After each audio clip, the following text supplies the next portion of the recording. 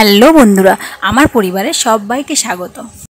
তো কয়েকদিন ধরে যা গরম ছিল, গরমে তো অবস্থা খারাপ হয়ে যাচ্ছিলো। আর সূর্য মামা তো তার তাপমাত্রা দিয়েই যাচ্ছে, কমাচ্ছে আর না। তো এত গরমের জন্য বরকে বললাম একটু বাইরে থেকে লস্যি এনে খাবে গো। তো বর বললো লস্যি খাওয়ার জন্য আবার বাইরে যেতে হয় নাকি, দাঁড়াও তোমাকে বাড়িতে আমি হেলদি মশলা লস্যি খাওয়াচ্ছি। তো আমার তো মাথায় হাত, মশলা লস্যি সেটা আবার কি, বাপের জন্য আবার এরকম মশলা লস্যি খাইনি। তো বর তখন বললো বাপের জন্মে খাওনি তো তাতে কী হয়েছে, বরের জন্মে না হয় খেয়ে নাও।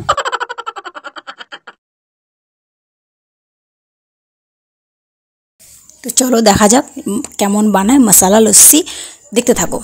তো মশলা লস্যি বানানোর জন্য যে জিনিসগুলো লাগবে সেগুলো একটু বলে দিই। এখানে রয়েছে টক দই, গোলমরিচ, চাট মশলা, জলজিরা, 2 রকম নুন, বিট নুন, সাদা নুন, ঘটি আর ঠান্ডা জল। তো প্রথমে ঘটিতে আমরা 4 হাতা মতো, ছোটো হাতার 4 হাতা টক দই নিয়ে নিচ্ছি। আমরা অল্প করে বানাবো সেই কারণে আমরা অল্প করে নিচ্ছি।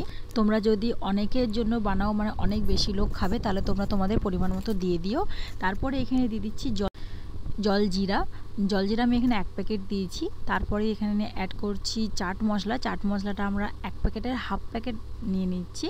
তারপরে দিচ্ছি গোলমরিচ। তো আমি এখানে একটা কথা বলবো, গোলমরিচটা তো ঝাল হয়, তো তোমরা তোমাদের পরিমাণ মতো দিও। যদি কোনো বাচ্চা খায় তাহলে আমি অবশ্যই বলবো গোলমরিচটা দেওয়ার দরকার নেই। আর যদি বড়রা খায় তাহলে ঠিক আছে, তোমরা তোমাদের পরিমাণ মতো দিয়ে দিও। আমরা এখানে বড়রা খাবো তাই আমরা আমাদের পরিমাণ মতো দিয়ে দিয়েছি। এরপরে অ্যাড করব বিট নুন।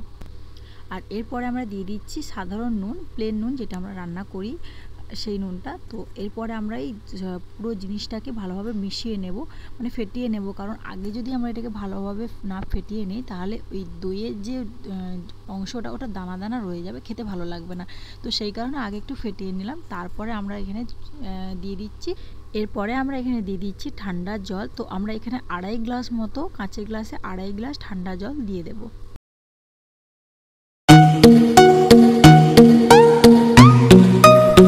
জল দেওয়ার পর আমরা এই মিশ্রণটাকে আবার একবার খুব ভালোভাবে ফেটিয়ে নেব অনেকক্ষণ ধরে।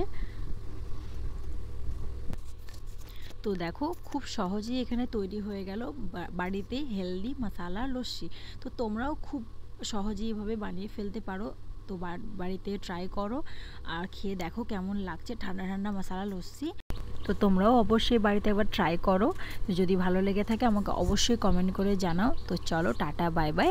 আর আমার চ্যানেলটা সাবস্ক্রাইব করতে ভুলে যেও না। টাটা।